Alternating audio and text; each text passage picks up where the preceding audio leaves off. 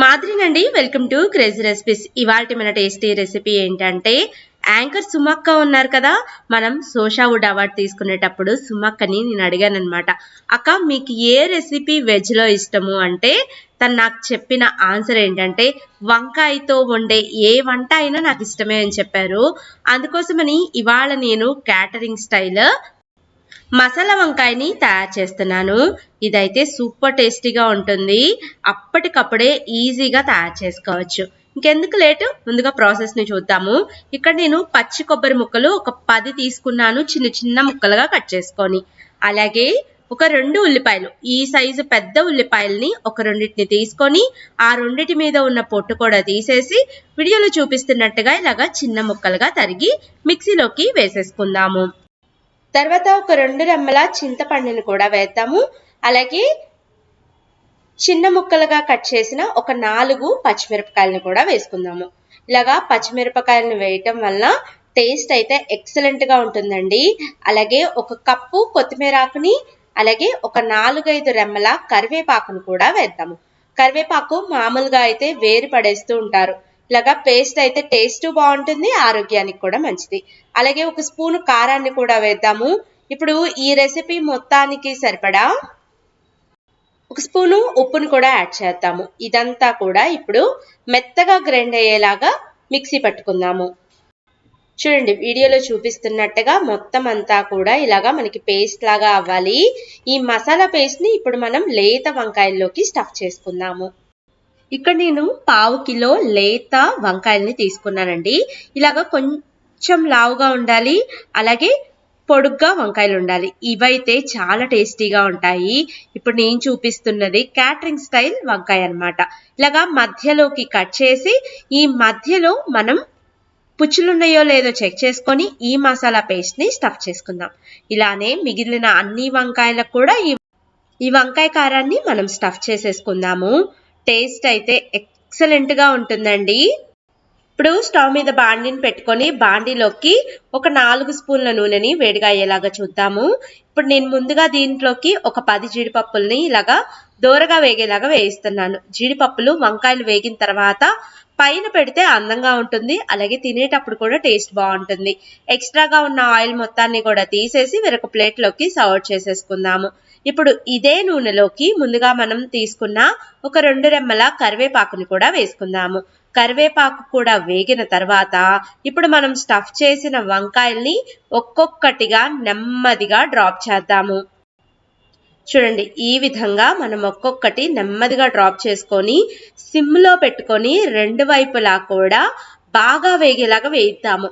ఆ వంకాయతో పాటుగానే ఈ మసాలా కూడా వేగుతుందండి. చాలా అంటే చాలా టేస్టీగా ఉంటుంది. మీరు మూత పెట్టుకోవాల్సిన అవసరం కూడా లేదు.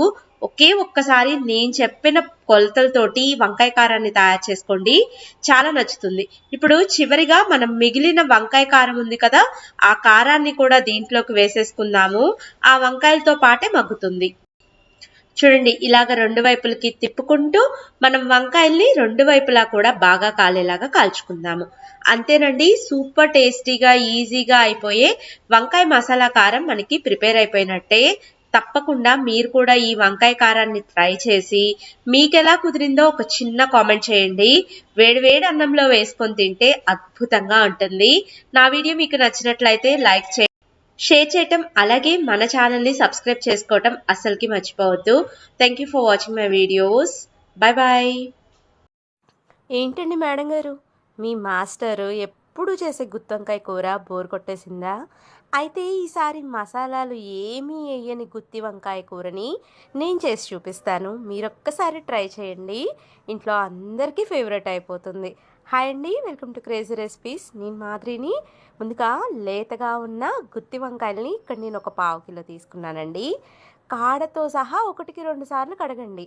వాటర్లోకి కళ్ళుప్పుని వేసి మనం మధ్యలోకి ఇలాగా వంకాయని కట్ చేయాలి. ఇవి పక్కన పెట్టుకోండి. బాండీని పెట్టుకోండి. బాండీలోకి కరెక్ట్గా 1 స్పూను మాత్రమే పల్లీలను వేసుకొని దోరగా వేపుకోండి. ఈ వేగిన పల్లీలని తీసేసి వేరొక ప్లేట్లోకి పెట్టుకోండి. ఏదైతే పల్లీలు వేసామో అదే స్పూన్ తోటి 1 స్పూను మనం ధనియాలను కూడా వేసుకోవాలి. ఒకవేళ మీరు గనక కొత్తిమీర వాడేటట్లయితే కర్రీ లాస్ట్‌లో గనక మీ ఇంట్లో కొత్తిమీర ఉండి వేసేటట్లయితే ఈ ధనియాలు వేయాల్సిన అవసరం లేదు. మనం ఇలాగా చిన్న చిన్న పాయింట్స్ గుర్తుపెట్టుకుంటే చాలు మనం చేసే కర్రీ టేస్ట్ చాలా అంటే చాలా రుచిగా ఉంటుంది. ధనియాలు కూడా చక్కగా ఇలా దోరగా వేగిపోయాక వీటిని కూడా తీసేసి అదే ప్లేట్లో పక్కన పెట్టేద్దాం. కొంచెం చల్లారేదాకా వెయిట్ చేద్దాము. ఈలోపు మనం ఏం చేద్దామంటే మనం ముందుగా కట్ చేసి పెట్టుకున్న గుత్తి వంకాయల్ని వేపుకుందాము. దానికోసమని ఇక్కడ నేను మరీ ఎక్కువ నూనె కూడా వాడట్లేదండి. చాలా తక్కువ నూనెతోటే ఈ కూరని నేను చేస్తున్నాను. ఒక 3-4 స్పూన్ల వరకు ఆయిల్‌ని తీసుకోండి. మామూలు నూనె కన్నా పల్లి నూనె అయితే ఈ వేపుడు టేస్ట్ చాలా అంటే చాలా బావుంటుంది. ఇప్పుడు మనం తీసుకున్న వంకాయల్ని ముందుగా దీంట్లో వేసేసి చక్కగా మనం అన్ని వైపులకి తిప్పుకుంటూ వంకాయ బాగా మగ్గేదాకా వేపుకుందాము.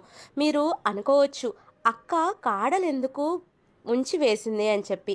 ఎప్పుడైనా కానీ వంకాయకి కాడతో సహా వేస్తే గ్రిప్ ఉండి మనకి వంకాయ ఊడిపోకుండా ఉంటుంది. అంటే ఇప్పుడు మనం ఇలా తిప్పుకుంటూ వేపుకున్నామనుకోండి, చూడండి వంకాయ అలాగా మధ్యలోకి విరిగిపోయింది కదా, అలా విరిగిపోకుండా ఉంటాయన్నమాట. అందుకే కాడతో సహా వేస్తారు. భోజనాల్లో కూడా నేను వంకాయ కట్ చేసేటప్పుడు అలా తునిగిందండి. ఇలాగా అన్ని వైపులకి తిప్పుకుంటూ సన్నటి సెగ మీదే ఈ వంకాయల్ని చక్కగా వేపుకోవాలి. చూడండి ఎంత బాగా మగ్గిపోయినాయో వంకాయలు. ఇప్పుడు ఎక్స్ట్రాగా ఉన్న ఆయిల్ మొత్తాన్ని కూడా తీసేసి వంకాయల్ని పక్కన పెట్టుకుందాము. ఆ నూనెలోనే ఇప్పుడు మనం మిగిలిన కర్రీ అంతా కూడా చేసుకుంటామండి. ఎంతో తక్కువ నూనెతో చేస్తాము, కానీ కర్రీ రుచి మాత్రం అద్భుతంగా ఉంటుంది. నేను చెప్తున్నాను వినండి, అన్నం మొత్తం ఇదే కూరతో తింటారు. నేను చేసిన కర్రీ కరెక్ట్‌గా ముగ్గురికి మాత్రమే వస్తుంది. ఇప్పుడు మనం మిక్సీ జార్‌ని తీసుకొని ముందుగా మనం వేయించి పెట్టుకున్న ఈ జీలకర్ర అలాగే పల్లీలు ఈ రెండిటిని కూడా వేసుకుందాము. దీనితో పాటుగా ఇక్కడ నేను 1.5 స్పూను కారాన్ని యాడ్ చేస్తున్నానండి. నేను ఎందుకు కారం ఎక్కువ చేస్తున్నానో మీరు అర్థం చేసుకోవాలి. ఆల్రెడీ పల్లీలను వేశాను. అలాగే పల్లీలతో పాటుగా ఇంకొక స్పెషల్ ఇంగ్రీడియంట్‌ని కూడా యాడ్ చేస్తానండి దానికోసమని. 1.5 స్పూను కారానికి 1 స్పూను ఉప్పు అయితే సరిపోతుంది. ఇప్పుడు దీంట్లోకి ఇక్కడ 10-12 ఎండు కొబ్బరి ముక్కల్ని వేస్తున్నానండి. ఈ ఎండు కొబ్బరి ముక్కలు, పల్లీలు, ఉప్పు, కారము, అలాగే ఒక్క స్పూను జీలకర్ర ఎప్పుడూ కూడా పచ్చిదే వేసుకోవాలండి. ఇవన్నీ కూడా మనం ముందుగా ఇలాగ మెత్తగా పౌడర్ అయ్యేలాగా చూసుకోవాలి. తర్వాత నేను తీసుకున్న పావు కిలో గుత్తి వంకాయలకి ఇక్కడ నేను ఒక 3 ఉల్లిపాయలని ముక్కలుగా చేసి ఇలాగా మెత్తగా పేస్ట్ లాగా ఆడిచ్చానండి. ఇది మామూలుగా మనం దోసల్లోకి తిన్నా కానీ ఈ ఉల్లిగడ్డల కారం టేస్ట్ భలే రుచిగా ఉంటుందండి. ఇంకొక రెసిపీ చూపిస్తాను, అది ఎలా చేసుకోవాలో. ఇప్పుడు మనం ఏం చేయాలంటే ఇందాక ఆల్రెడీ కొంచెం నూనె ఉంది కదా, ఆ నూనె బాండీలోకే ఈ కూరని అలాగే ఆ మిక్సీ జార్లోకి కొంచెం వాటర్ని యాడ్ చేసి ఈ నీళ్ళు అలాగే కూర 2 కూడా చక్కగా తిప్పుకుంటూ మగ్గేలాగా మగ్గనివ్వాలి. ఇప్పుడు దీంట్లోకి ముందుగా మనం వేపి పెట్టుకున్న ఈ వంకాయల మొత్తాన్ని కూడా యాడ్ చేసి అవసరమైతే ఇంకొంచెం వాటర్ని కూడా అడ్జస్ట్ చేసుకొని చేసుకోవటమేనండి. ఇక్కడ ఎక్కడా కూడా అల్లం కానీ, వెల్లుల్లిపాయలు కానీ, గరం మసాలాలు కానీ అన్నీ ఇంట్లో ఉన్న వాటితోటే కమ్మటి గుత్తి వంకాయ కూర తయారు చేశానండి. అసలు ఒక్కసారి తయారు చేసి చూడండి, ఆల్ టైమ్ ఫేవరెట్ అయిపోతుంది మీకు. ఇలాగా పైనుంచి కొంచెం వాటర్ని తిక్కి అయిపోయే కొద్దీ మనం యాడ్ చేసుకుంటూ దీని మీద మూత పెట్టి 5 నిమిషాల పాటు మీడియం టు లో ఫ్లేమ్లో మగ్గ పెట్టండి. నూనె అంతా కూడా ఇలా పైకి తేలుతుంది, నీరంతా కూడా ఇంకిపోతుంది. వేడి వేడి అన్నంలో ఈ గుత్తి వంకాయ కూర వేసుకొని తింటే ఉంటుందండి, అద్భుతంగా ఉంటుంది. చాలామందికి తెలియని విషయం ఏంటంటే గుత్తి వంకాయ కూర అంటే అన్నంలోకే తింటారు, కానీ మేమైతే దోసల్లోకి చపాతీల్లోకి కూడా తింటాము. భలే రుచిగా ఉంటుందిలే.